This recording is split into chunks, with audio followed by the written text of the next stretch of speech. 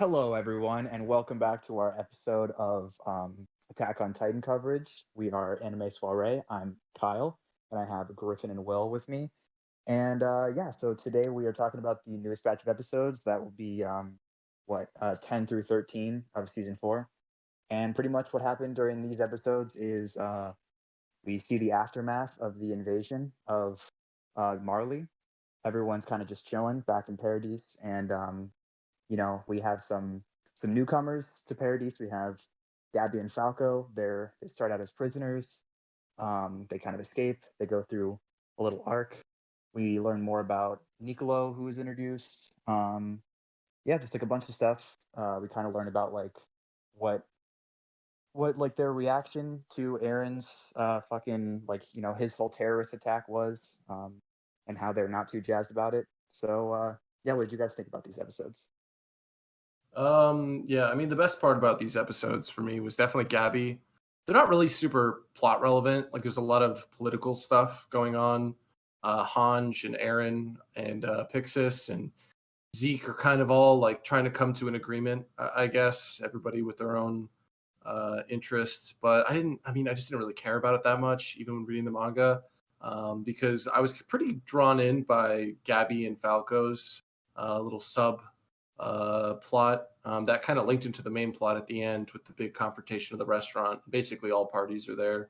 But it kind of is Gabby really forcing her mindset that all Eldians are devils and that they should be punished and they should be remorseful for their sins, on everybody she can. And, they get taken in by an orphanage. And it's kind of almost a humbling moment. I don't think it kicked in all the way. And then, it leads us to all the orphans basically get to go to this restaurant that is, well, I guess the chef is Nicolo. And Nicolo, of course, was very interested in Sasha. And then, Nicolo has a realization when he sees Gabby that she is the killer of Sasha because Gabby was very boastful about killing another devil. And it's just this huge, giant, it's almost like a Mexican standoff. I don't know, like Nicolo wants to kill a kid. And then Yeah. Sasha's dad is there, and you like, is he going to kill the kid? And then he ends up being like, it's just going to perpetuate the cycle of using our children to carry out our ideals or whatever. And Sasha knew what she was getting into, and Hanj is there. She's trying to calm everyone down. And I think after this moment, Gabby kind of has like a more, I guess, leveled understanding of the world. Before it was pretty Marley biased. Marley propaganda basically fueled her entire upbringing. So that's what really interested me in this X section of episodes. I didn't really care too much about the plot stuff. Still important. Still gonna talk about it, but I like the Gabby stuff. Yeah, I think the two things I really like about the Gabby stuff are it's very core to the central themes of Attack on Titan with the cycle of killing and that whole thing. And like it's a very easy way to tell it, and it's a very effective way to tell it through the eyes of children. You've got the girl that Sasha saved, and then you've got Gabby and Falco, and Falco's kind of babysitting Gabby almost because she's got her little angry baby rage about I got to kill all these devil people and they're all horrible people, and Falco's like chill, Gabby, like just hear them out, like don't get blow our cover or whatever.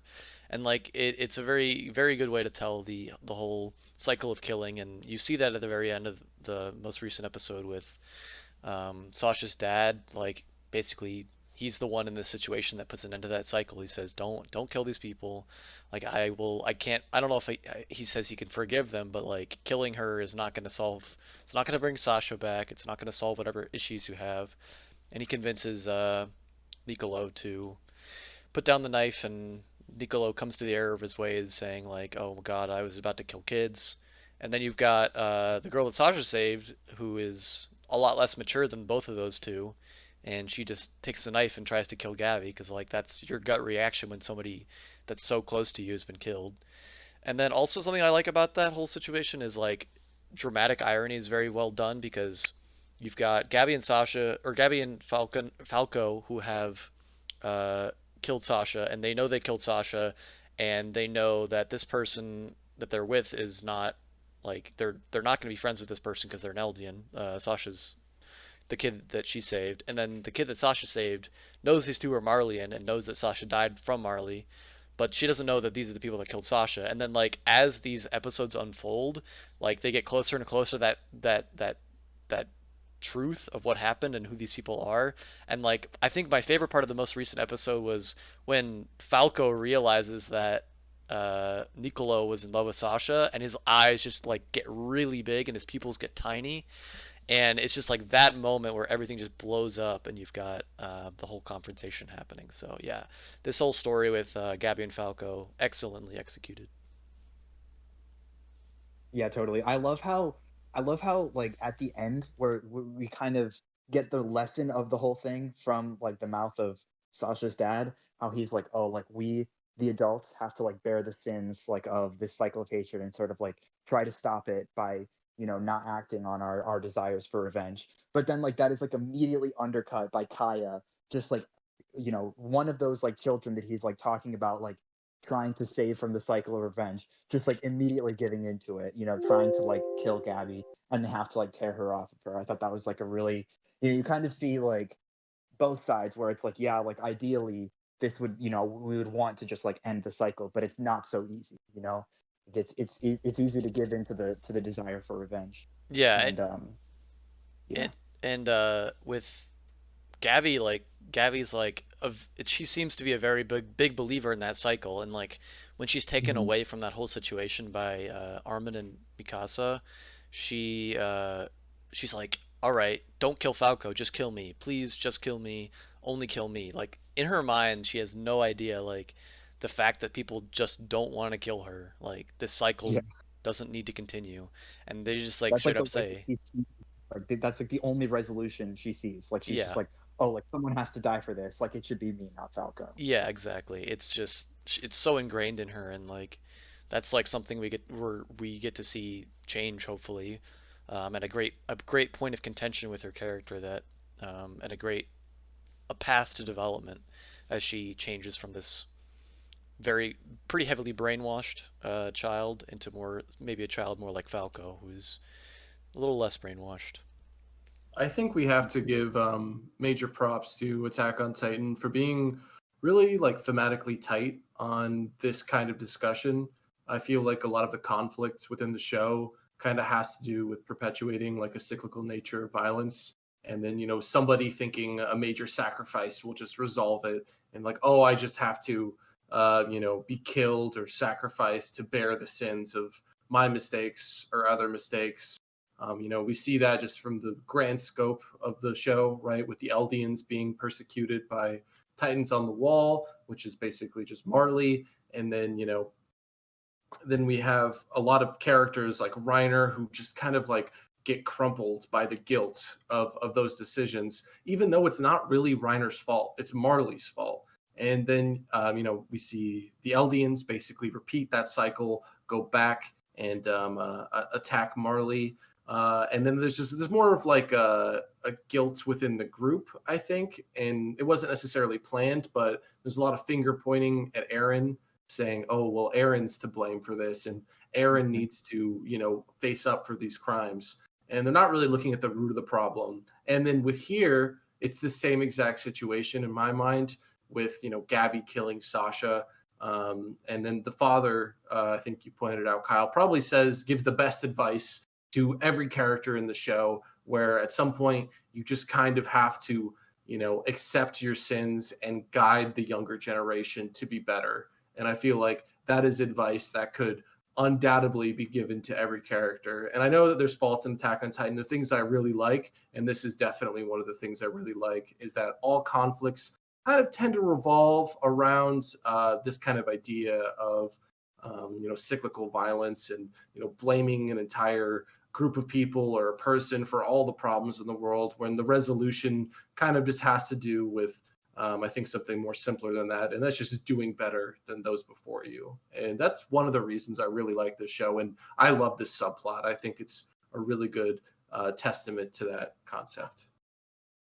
Yeah, I kind of like how like the show, like basically like everything up until the basement reveal, like it's like not really about that. It's more like about how it's just like about like, oh, like the Titans are an existential threat to humanity, so we have to get rid of them. But then like with the basement reveal, like we kind of like learn about like, oh, these like it's actually the result of like these like cycles of hatred and stuff. And so it's like it's almost like we, like the viewer, kind of like went through like the same kind of realization that like the members of the Survey Corps went through at that time, and then also that like Gabby is going through now, about like, oh, like these things that were like ingrained in our minds about like who the enemy is, and like we just need to like kill the enemy. They like might not actually be like what's really going on. They might not be representative of like the reality of the situation. So I like that like we kind of like go through the same thing as the characters during like when they like learn about it, but then also like now that like we've already internalized that, like because that's kind of just been, we've been thinking about this kind of stuff for like the entire Marley arc. Now that like Gabby is going through that realization, it's like kind of like more, it's like the themes are like more evident, because like we've already been thinking about them for a while. So yeah, I Yeah, think that's I like have pretty I cool. have to 100% agree with you. I think that the way that they just introduced that concept to the show, as like an Eldian being attacked, like you just have this blind hatred to whatever, all the Titans and anything associated with them, and Mm-hmm. that's just kind of like the propaganda. I mean, it's not necessarily even really propaganda for the Eldians. I mean, like it's pretty realistic to hate the Titans, Yeah, but as the yeah, world becomes more fleshed out and complex, you understand that that there is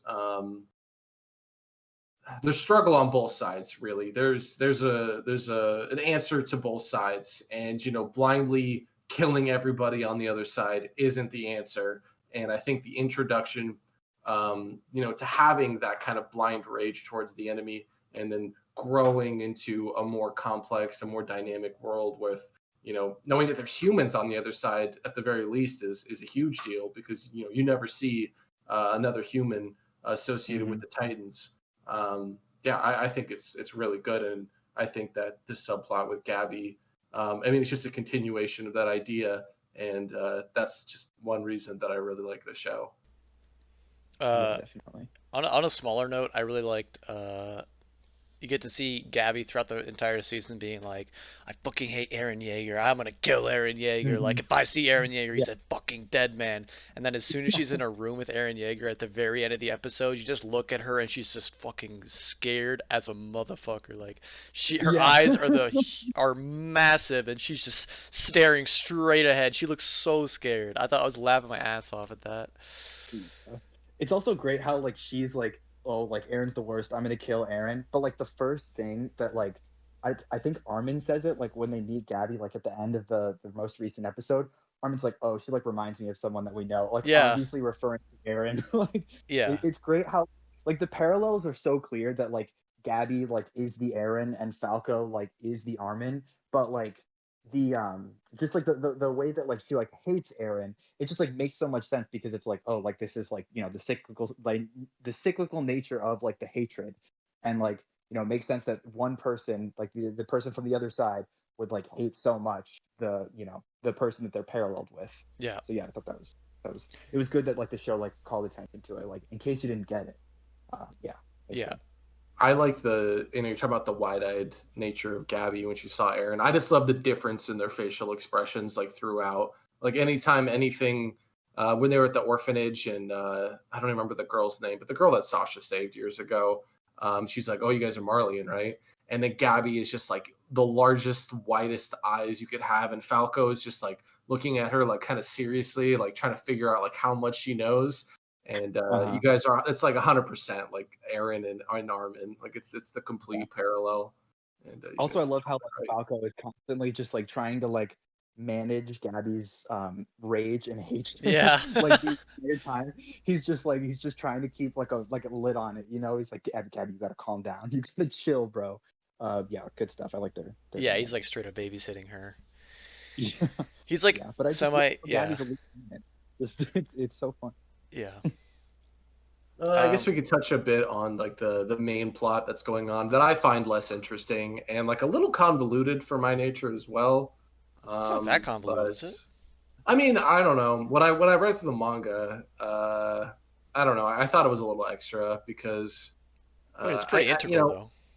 I mean, it's important for sure, but basically, Hanj and Aaron are butting heads. Hanj has the military on their side, and then Aaron has a group of volunteers which develop into the Jaegerists, and I guess most of the people on his side, right? Because they leak Yeah, exactly. information, Yeah. and Yeah. That it's was the kind of whole, like, similar to what happened to the previous government, the government that Aaron overthrew, and he's doing it again.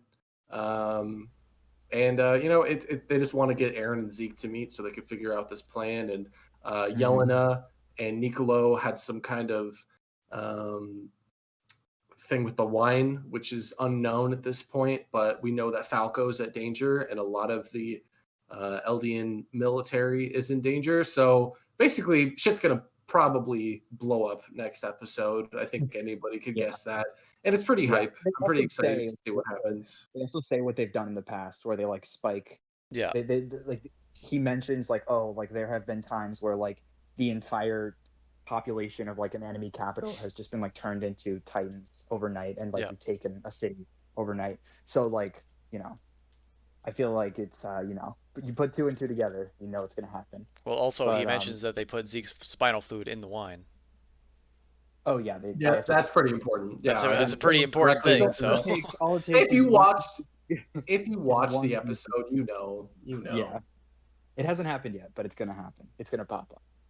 So yeah, I mean, I really like this. I mean, other than if we're talking about the stuff that's not the Gabby Falco arc, like everything so far in these last 10 episodes has been really great. Like all the flashbacks you get with the old gang, they're just like serve to like tug at your heartstrings more because they're so well contrasted with how Aaron was back then, and then you've got like just angry, like he seems so depressed. Aaron, like when he walks into the room in the most recent episode, he just looks so sad and just like yeah, he looks tired also.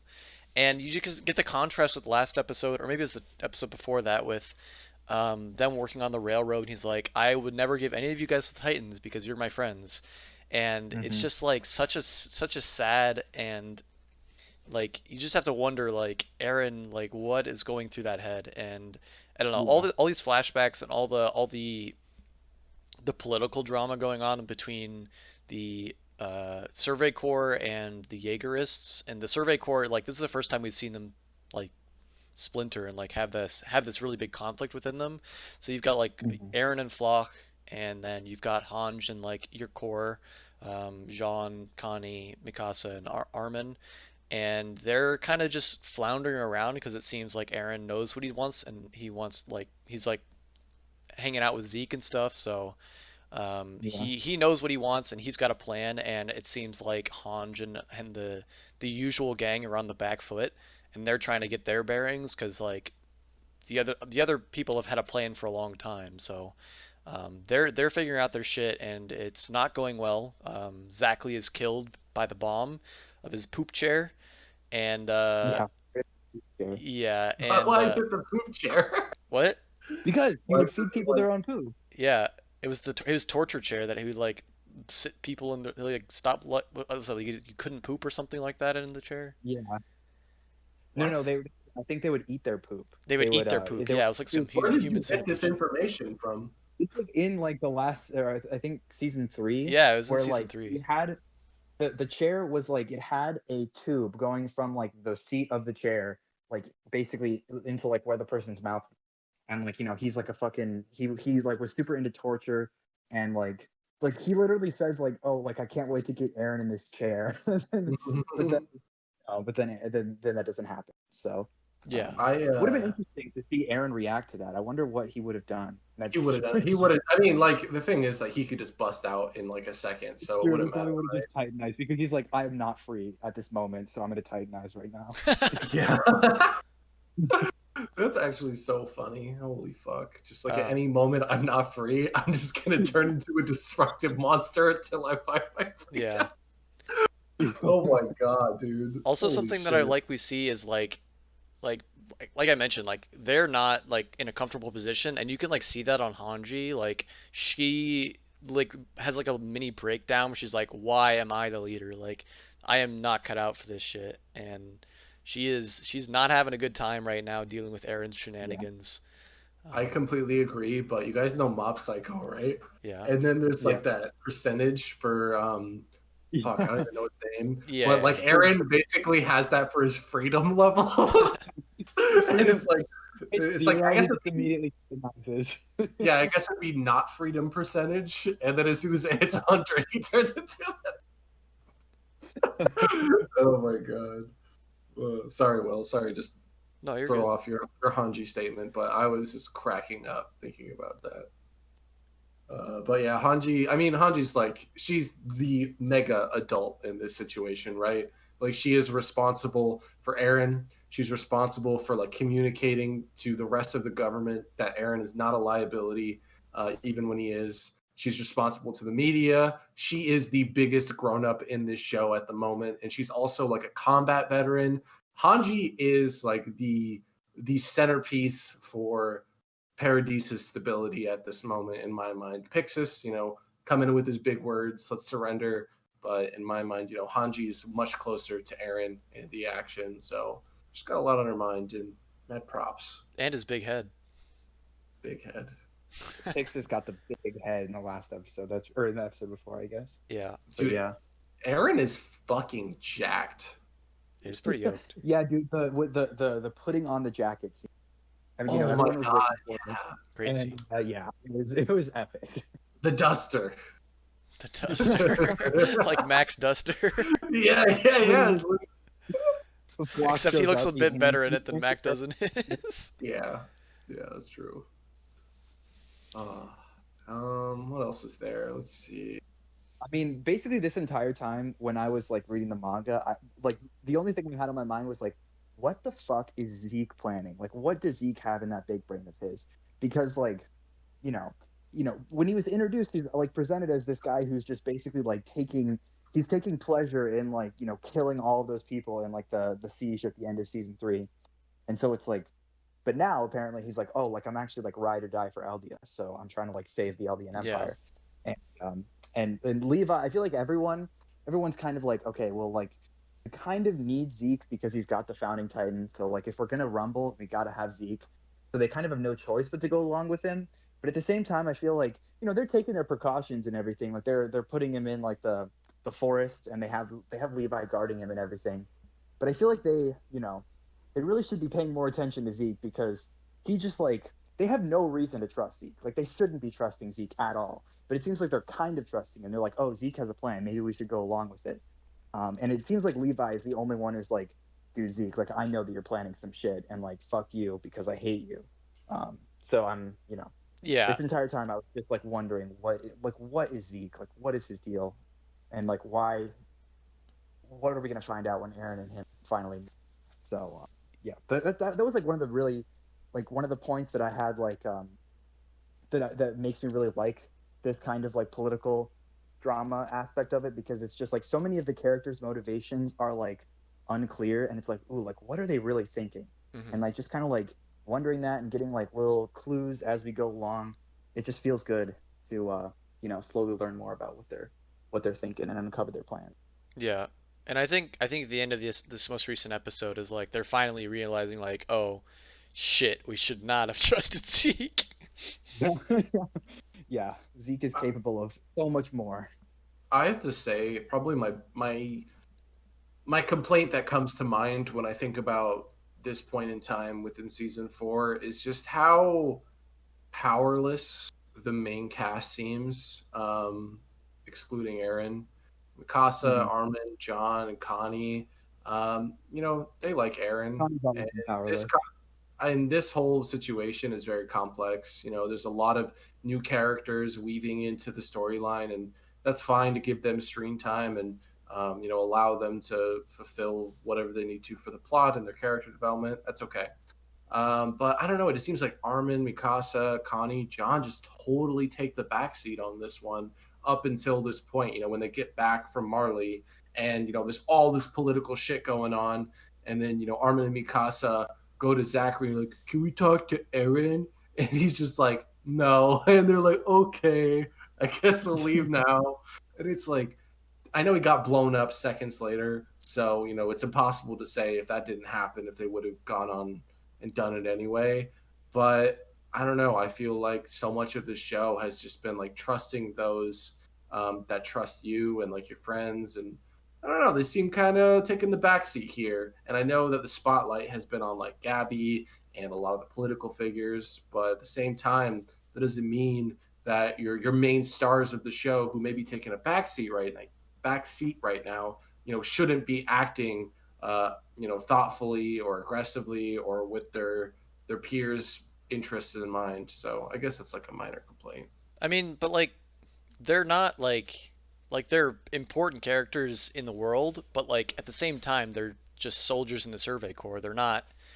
They don't have any political experience. Like their expertise is fighting and fighting Titans and stuff. So Oh, I'm not talking about, changing the political landscape, but if I was Mikasa and my best friend since I was a small child was clearly going through some kind of mental evolution and basically disregarding his murdered friend with a laughter, I would do whatever it took to get into contact with them and have them explain to me what they're thinking and like what's happening. wait, so you want like So Mikasa to like break into the jail just to meet Eren or something?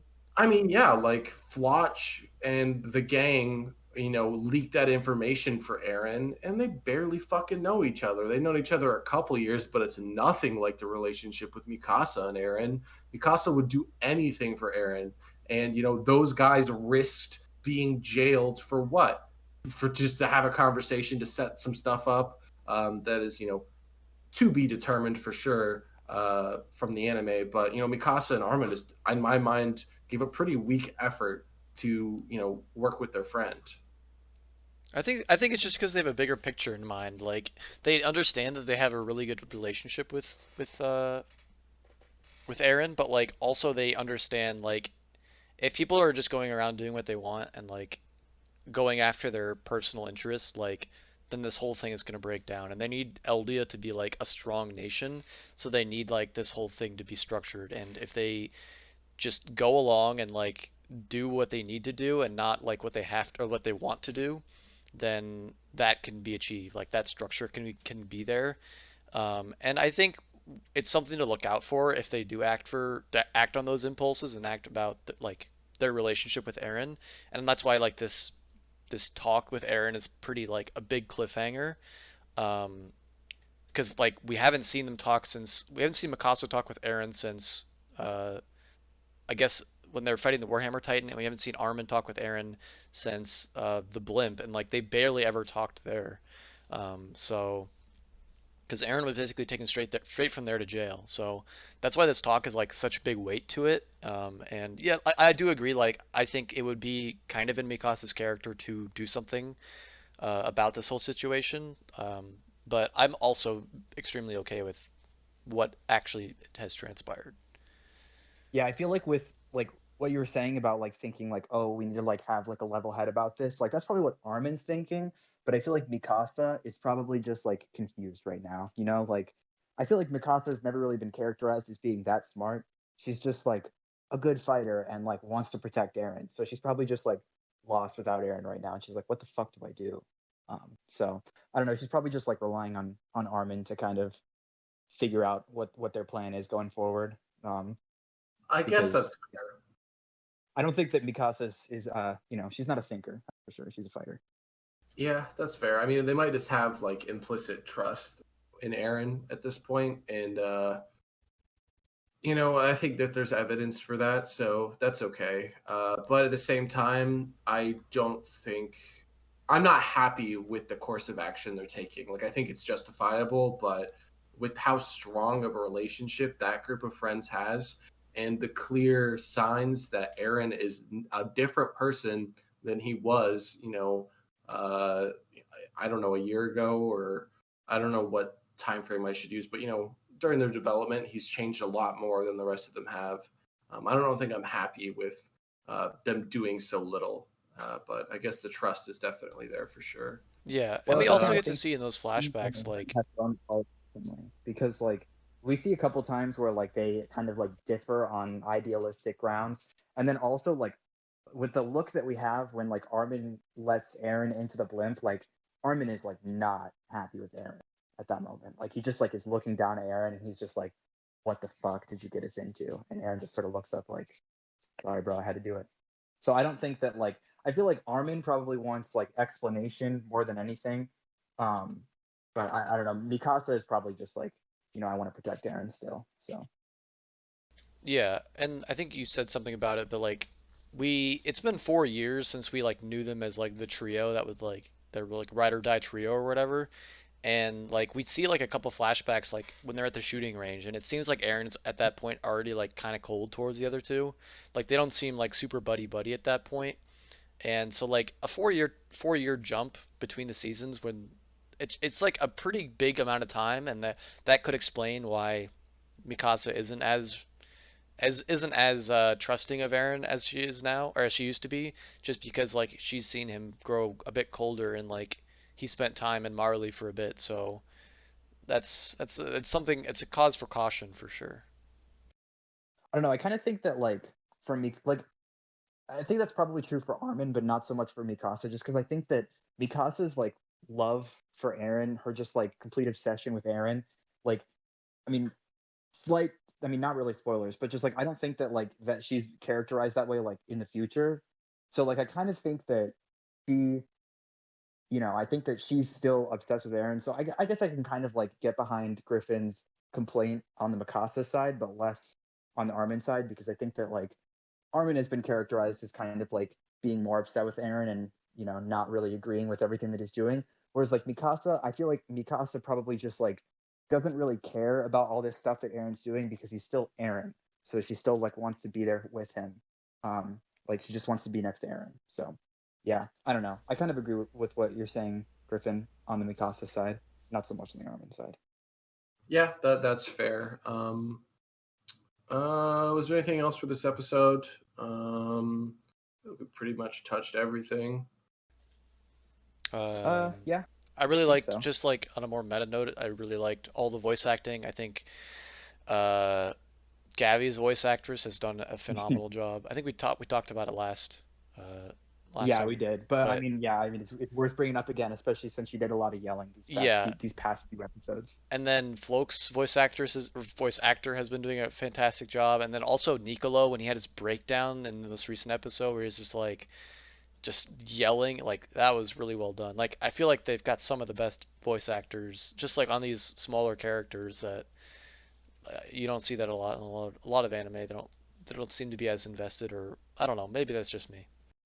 I agree with Yeah, you. Gabby especially because in the manga she came off as more monotone just with the writing, but in the anime, I find myself a lot more emotionally invested in Gabby and kind of going up and down with like her emotional states. When I was reading the manga, I was more of like, fuck Gabby, bro. She's like killing Sasha and shit. But now it's like, okay, she's like a brainwashed girl and she's figuring it out. And in the moment she's heated, the VA definitely kills it. Like it's good. yeah.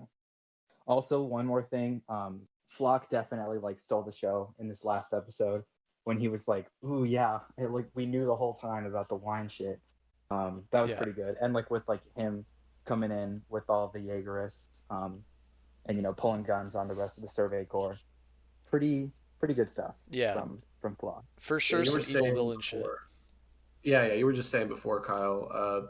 Flock is like the perfect person to be a Jaegerist, and he's Hmm. really developing into like the absolute Jaeger stand, and I kind of Yeah. love it. I kind of love it. Yeah. I mean, I kind of like, it makes sense for like I definitely don't agree with like Flock being like Aaron is the guy, he didn't do anything wrong. Like obviously Aaron has made, he's made some questionable decisions morally. But, I it makes sense for his character because like he was someone, he was like the sole survivor from Irwin's like suicide charge at the end of season 3. And so like his whole thing has basically been like trying to give like all of their sacrifices like meaning. And so it makes sense that like he would latch on to Aaron, who's kind of like seen as like the hero of Paradise, and that he's like, oh, this is like the person who was going to, like if we stop now, if we don't advance, then like all of their deaths will be in vain. So it makes sense that he's, putting all of his like energy behind Aaron, who's kind of like, going for like still fighting so that, we can achieve something so that all of those deaths won't be for nothing. So yeah, I like Flo as a character. One last note for me, at least. I just love how this show introduces and develops characters. Flock is a great example of that. Someone who, at the moment, seemed insignificant becomes a pretty integral part of the story, who has a very clear objective and purpose and a strong reasoning behind it. And it feels like everybody they introduced, with a few exceptions, it's like, part of the main plot is given a lot of screen time, is really important. And you really understand where they're coming from. Maybe like Connie and John, like I know they're on the main cast, but like those two, like don't really care about too much. But Yeah. Boy, you don't care about John or excluding, Connie? Come on. I mean, like I care about them, but like, what do I know about those two? Oh, John's a leader and Connie's dumb. It's like, okay, cool. Yeah, and like what has like when has Jean showed off his leadership skills like at all in season? He Like literally Yeah. did it in Marley. What do you mean? okay, Like well, I mean, like, yeah, like on like I don't know, but like, okay, now they're in a situation where like they could use a leader. I mean, like obviously, like Hanji is the leader, and she's kind of like, she's struggling a little bit. I feel like we haven't really seen like Jean be like a leader outside of like okay, maybe like on the battlefield he could like tell some people what to do, but like that seems like so small compared to like this like political maneuvering that's happening right now just because like the stakes are really high and like one is like an action scene that lasts for like a couple episodes whereas like this is some serious shit that's going to have some consequences and like Jean's not really a thing so yeah, I don't know. I I always don't know. thought him as a battlefield leader, so I'm not really expecting him to do any political maneuverings, just because like he never really struck me as like somebody super smart. Same thing with Connie. He's like they joke about him being dumb. I really liked all the Yeah, stuff they did these last few episodes with the like I said earlier, the flashbacks, but also like the stuff with them visiting Sasha's grave, like Connie saying like she was a twin to me, like that fucking, especially the music playing, like that shit was sad. Um, yeah, I guess I agree with them not doing anything with the political stuff, but like I never really expected them to. I guess just because it doesn't seem like that's that's fair. their goal in that's just not something I expect from them as characters. Yeah. They Well, I mean, I seem definitely don't expect it from Connie just because like we haven't really gotten like I feel like with Connie we don't really have much expectations for Connie, so it's like whatever. Like if he doesn't like deliver, then it's not a big deal. But with Jean, like it's literally just like he's living in the shadow from like that one part in like season one where they're like zooming in on their like 3D maneuver gear and like someone like looks over at Jean and he's like, "Holy shit, Jean, you're such a good leader." And like because of that, like I just like I'm constantly like, okay, Jean is the character that they're trying to make into a leader, and I just feel like maybe like we get like a couple lines here and there where he's like, guys, like do the thing, and then people listen. But apart from that, I don't know. I just feel like it's like a little underwhelming that like he's set up to be the leader and he's like not really he doesn't get that much. To me, Armin is the real leader. Yeah. But Well, I kind of yeah. I don't know. I feel like it's pretty self-explanatory. Like he makes the tough decisions. He has a lot of the strategy for the group in mind, and John is kind of more of just like do the thing, Yeah, And right.